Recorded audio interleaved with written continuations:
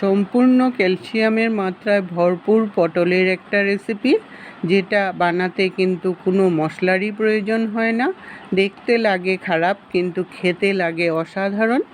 রেসিপিটি বানানোর জন্য কয়েকটা পটল নিয়েছি। পটলের খোসাগুলোকে উপর থেকে একটু চেষে দেব, তারপর একটু পাতলা করে খোসাটাকে ছাড়িয়ে নেব। একটু খোসাটা ছাড়িয়ে নিলে মশলাটা ঢুকবে ভালো, আর তখন খেতেও খুব ভালো লাগবে। সবগুলো পটল এইভাবে আধা করে নিলাম। পটলগুলোকে ভালো করে ধুয়ে এখন সামান্য পরিমাণে নুন মেখে রেখে দেবো, তাহলে পটলের ভিতর নুনটাও ভালো করে ঢুকে যাবে। এদিকে একটা মশলা রেডি করে নিব। একটা বাটির মধ্যে খোসা ছাড়ানো কালো তিল নিয়েছি, আপনারা ইচ্ছা করলে সাদা তিল দিয়েও বানাতে পারবেন। আর একটা বাটিতে 1 চামচ পোস্তদানা নিয়েছি।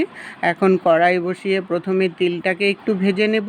তিলটা একটু ভেজে নিলে তখন খেতেও কিন্তু খুব ভালো লাগবে। তিলটা যখন আধা ভাজা হয়ে গেল, তারপর পোস্তদানাটাকে দিয়ে হালকা ব্রাউন কালার করে ভেজে নামিয়ে নিলাম। আবার কড়াই বসিয়ে 3 চামচ রিফাইন্ড অয়েল দিয়ে দিলাম। আমি রিফাইন্ড অয়েল দিয়ে বানাচ্ছি, আপনারা ইচ্ছা করলে সরষের তেল দিয়েও বানাতে পারবেন। এখন পটলগুলোকে মিডিয়াম আঁচে রেখে হালকা ব্রাউন কালার করে ভেজে নামিয়ে নেব। একটু ব্রাউন কালার করে ভাজা হলে পটলগুলো খেতেও ভালো লাগবে। সুন্দর একটা পটলের ভাজার যখন গন্ধ চলে আসলো, পটলগুলোকে নামিয়ে নিলাম। বাকি পটলগুলো ভাজা হতে হতে এদিকে পোস্তদানা আর তিলটাকেও বেটে নেব। প্রথমে শুকনো বেটে নিলাম, তারপর এটার মধ্যে 2টো লঙ্কা আর একটু আদা দিয়ে একটু জল দিয়ে একদম প্লেন একটা পেস্ট বানিয়ে নেব।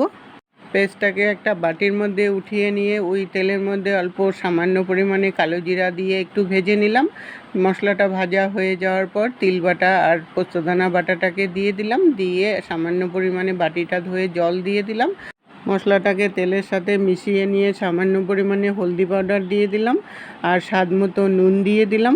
এখন মশলাটাকে কষাতে থাকবো। কষাতে কষাতে যখন একদম শুকনো শুকনো হয়ে গেল, তেলটাও ছেড়ে দিল, তখন 1 বাটি জল দিয়ে দিলাম। জলটা আন্দাজ করে দিবেন। মশলাটা ভালো করে মিশিয়ে নিয়ে ঝোলটা যখন ফুটে উঠলো, তখন ভেজে রাখা পটলগুলোকে দিয়ে দিলাম। পটলগুলোর সাথে ঝোলটা ভালো করে মিশিয়ে নিয়ে ব্যালেন্সের জন্য একটু মিষ্টি দিয়ে দিলাম। মিষ্টিটা দিয়ে আরও 2-3 মিনিট ফুটিয়ে নিলেই তিল পটল একদম রেডি হয়ে গেল। রেসিপিটা আপনাদের কেমন লাগলো বন্ধুরা, কমেন্ট করে জানাবেন।